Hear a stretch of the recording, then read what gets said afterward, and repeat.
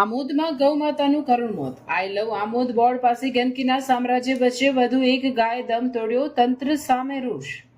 આમોદ શહેરમાં સ્વચ્છતા અને ગૌરક્ષાના દાવો વચ્ચે એક અત્યંત દુઃખદ ઘટના પ્રકાશમાં આવે છે. નેશનલ હાઈવે નંબર 64 પર આવેલા આછોદ 3 રસ્તા પાસે જ્યાં શહેરની શાન ગણાતું આઈ લવ આમોદનું બોર્ડ લાગેલું છે, ત્યાં જ એક ગાય મૃત હાલતમાં મળી આવતા સ્થાનિકોમાં ભારે અરેરાટી અને નગરપાલિકા સામે રોષ ફેલાયો છે. સ્થાનિક ગૌરક્ષક ભરતભાઈના જણાવ્યા અનુસાર આ વિસ્તારમાં હાઈવેને અડીને કચરાના મોટા ઢગલા ખડકાયેલા રહે છે.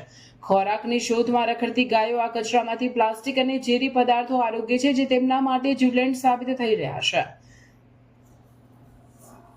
ભરતભાઈ અને તેમની ટીમે અગાઉ પણ આવી અનેક ગાયોને દફનાવી હોવાનું જણાવી તંત્રની ઉદાસીનતા સામે સવાલ ઉઠાવ્યા છે.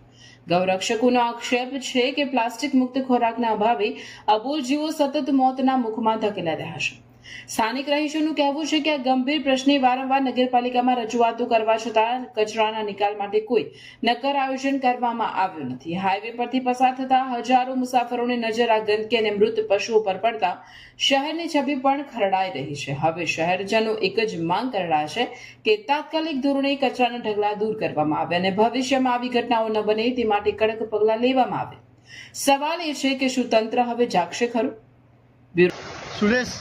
સુરેશભાઈ, આજે ગાય મૂઢ હાલતમાં પડેલી છે, એ તમે અહીંયા શેરડીના રસનું દુકાન ચલાવો છો, તો તમારા ધ્યાનમાં હશે કેટલા દિવસથી કે અત્યારે જ મેં કાલે જોયું ને. તો શું આજે બીમાર હતી કે કોઈ? એવી આપણને ખબર નથી. એટલે આ ગાય કાલની પડેલી છે અહીંયા મૂઢ હાલતમાં, એમ ને? કાલે હોર્નનું જોયેલું છે ને. મારું નામ છે ભરતભાઈ ભીખાભાઈ વસાવા. આ કચરો ખાવાથી ગાયનું મૃત્યુ પામ્યું છે. આજે 2 દિવસ થયા છે ગાયને મર્યા, પણ કોઈ અને ઉઠાવવા રાજી નથી, કચરો સાફ કરાવવા રાજી નથી. આટલી બેદરકારી છે આમોદના નગરપાલિકાની.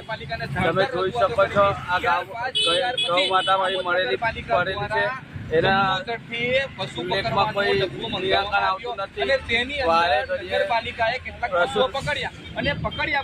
વારે ઘડીએ આ પશુઓને તકલીફ થાય છે. એના માટે પાંજરાપોળ બિનઆધારી ગાયો અમે પૂછીએ કે તો અમારી નો એટલે બિનઆધારી ગાયો છે.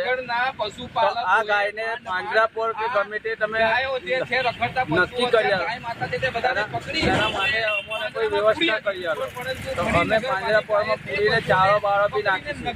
અત્યાર સુધી કેટલી ગાયો કચરો ખાવાથી મરણ થયેલ છે? અત્યાર સુધીમાં 2000 જેવી ગાયો મળી જશે અમારી નજરમાં. 2000 જેવી ગાયો તો અમે આમ ડબ્બર વિધિત કરેલી હશે.